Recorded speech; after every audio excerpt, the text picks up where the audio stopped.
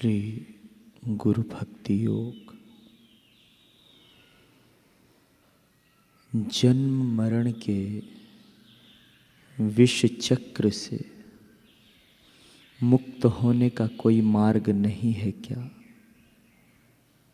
सुख दुख, हर्ष शोक, लाभ हानि, मान अपमान की थप्पड़ों से बचने का कोई उपाय नहीं है क्या?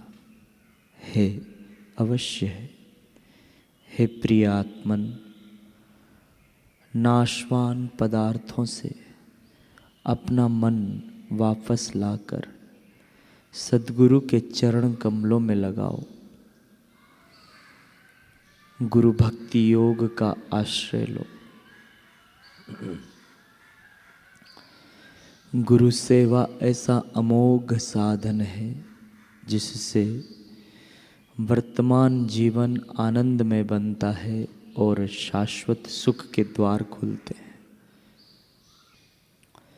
गुरु सेवत ते नर धन्य यहाँ, तिनको नहीं दुख यहाँ न वहाँ। सच्चे सद्गुरु की हुई भक्ति शिष्य में सांसारिक पदार्थों के प्रति वैराग्य एवं अनासक्ति जगाती है, परमात्मा के प्रति प्रेम के पुष्प महकाती है। प्रत्येक शिष्य सद्गुरु की सेवा करना चाहता है, लेकिन अपने ढंग से। सद्गुरु चाहे उस ढंग से सेवा करने को कोई तत्पर नहीं।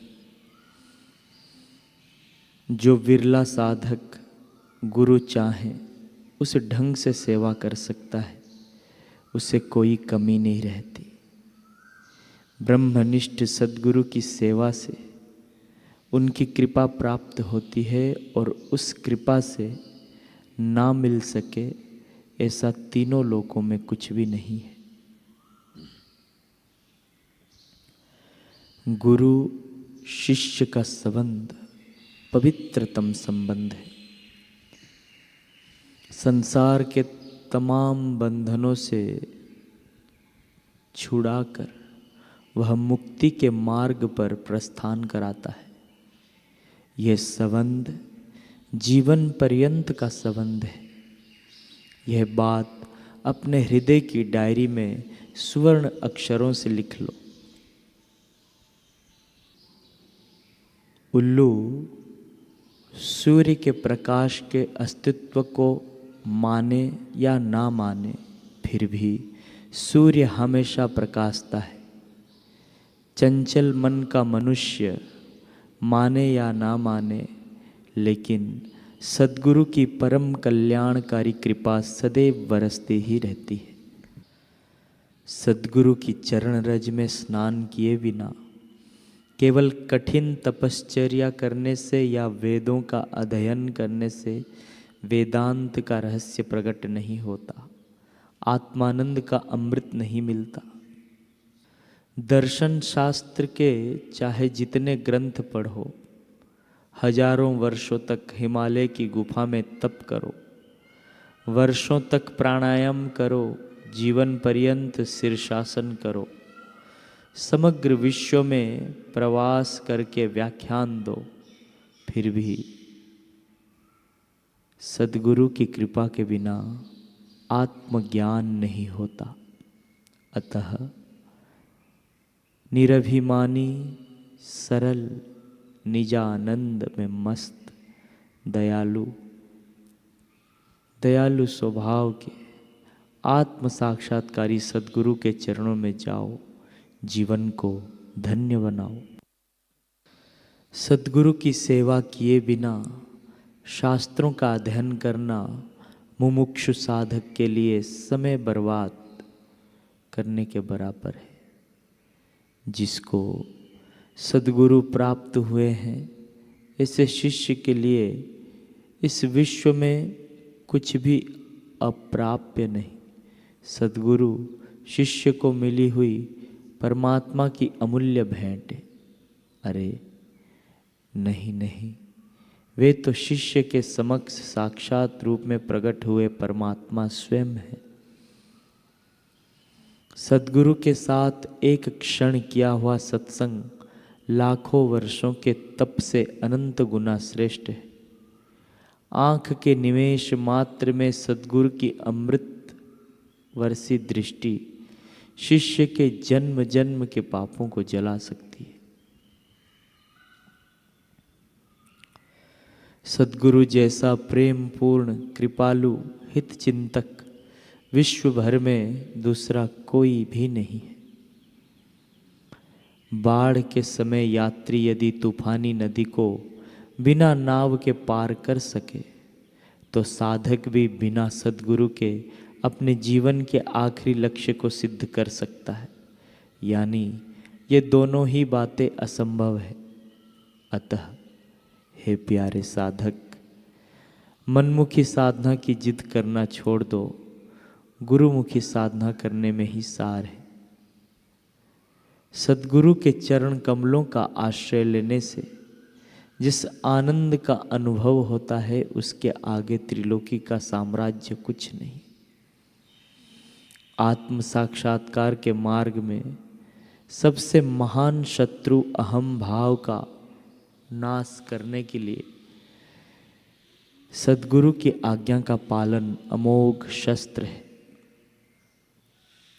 रसोई सीखने के लिए कोई सिखाने वाला चाहिए, विज्ञान या गणित सीखने के लिए अध्यापक चाहिए, तो क्या ब्रह्म विद्या सद्गुरु के बिना ही सीख लोगे? सद्गुरु कृपा की संपत्ति जैसा दूसरा कोई खजाना विश्व भर में नहीं। सद्गुरु की आज्ञा का उल्लंघन करना मानो यह अपनी ही कब्र खोदने के बराबर है। सद्गुरु के कार्य को शंका की दृष्टि से देखना महापातक है। गुरु भक्ति व गुरु सेवा से साधना रूपी नौका की दो पतवारें हैं। उनकी मदद से शिष्य संसार सागर को पार कर सकता है। सद्गुरु की कसौटी करना असंभव है। एक विवेकानंद ही दूसरे विवेकानंद को पहचान सकते हैं। बुद्ध को जानने के लिए दूसरे बुद्ध की आवश्यकता रहती है। एक राम तीर्थ का रहस्य दूसरे राम तीर्थ ही पा सकते हैं। अतः सद्गुरु की कसौटी करने की चेष्टा छोड़कर उनको परिपूर्ण परब्रह्म परमात्मा मानो, तभी जीवन में वास्तविक लाभ होगा। गुरु भक्ति योग का आश्रय लेकर आप अपनी खोई हुई दिव्यता को पुनः प्राप्त करो। सुख दुख जन्म मृत्यु आदि सब द्वंद्वों से पार हो जाओ। गुरु भक्ति योग माने गुरु की सेवा के द्वारा मन और उसके विकारों पर नियंत्रण एवं पुनः संस्करण। शिष्य अपने गुरु के चरण कमल में साष्टांग प्रणाम करता है, उन पर श्रेष्ठ फूलों की वर्षा करके उनकी स्तुति करता है। हे परम पूज्य पवित्र गुरुदेव, मुझे सर्वोच्च सुख प्राप्त हुआ है। मैं ब्रह्मनिष्ठा से जन्म मृत्यु की परंपरा से मुक्त हुआ हूँ। मैं निर्विकल्प समाधि का शुद्ध सुख भोग रहा हूँ। जगत के किसी भी कोने में मैं मुक्तता से विचरण कर सकता हूँ। सब पर मेरी समदृष्टि है। मैंने प्राकृत मन का त्याग किया है। मैंने सब संकल्पों एवं रुचि अरुचि का त्याग किया है। अब मैं अखंड शांति में विश्रांति पा रहा हूँ, आनंदमय हो रहा हूँ। मैं इस पूर्ण अवस्था का वर्णन नहीं कर पाता। हे पूज्य सद्गुरुदेव, मैं अवाक बन गया हूँ। इस दुस्तर भव सागर को पार करने में आपने मुझे सहाय की है। अब तक मुझे केवल मेरे शरीर में ही संपूर्ण विश्वास था। मैंने विभिन्न योनियों में असंख्य जन्म लिए। ऐसी सर्वोच्च निर्भय अवस्था मुझे कौन से पवित्र कर्मों के कारण प्राप्त हुई, यह मैं नहीं जानता। सचमुच यह एक दुर्लभ भाग्य है। ये एक महान उत्कृष्ट लाभ है। अब मैं आनंद से नाचता हूँ। मेरे सब दुख नष्ट हो गए हैं, मेरे सब मनोरथ पूर्ण हुए हैं, मेरे कार्य संपन्न हुए हैं, मैंने सब वांछित वस्तुएं प्राप्त की है, मेरी इच्छा परिपूर्ण हुई है। आप मेरे सच्चे माता पिता हो। मेरी वर्तमान स्थिति में दूसरों के समक्ष किस प्रकार प्रकट कर सकूं? सर्वत्र सुख और आनंद का अनंत सागर लहराता हुआ मुझे दिख रहा है। मेरे अंतः चक्षु जिससे खुल गए हैं वह महावाक्य तत्वमसि है। उपनिषदों एवं वेदांत सूत्रों को भी धन्यवाद, जिन्होंने ब्रह्मनिष्ठ गुरु का एवं उपनिषदों के महावाक्यों का रूप धारण किया है। ऐसे श्री व्यास जी को प्रणाम, श्री शंकराचार्य जी को प्रणाम। सांसारिक मनुष्य के सिर पर गुरु के चरणामृत का एक बिंदु गिरे तो भी उसके सब दुख नाश कर देता है। यदि एक ब्रह्मनिष्ठ महापुरुष को वस्त्र पहनाया जाए तथा भोजन कराया जाए तो सारे विश्व को वस्त्र पहनाने एवं भोजन कराने के बराबर है, क्योंकि ब्रह्मनिष्ठ पुरुष सचराचर विश्व में व्याप्त हैं, सब में वही है। ओम ओम ओम।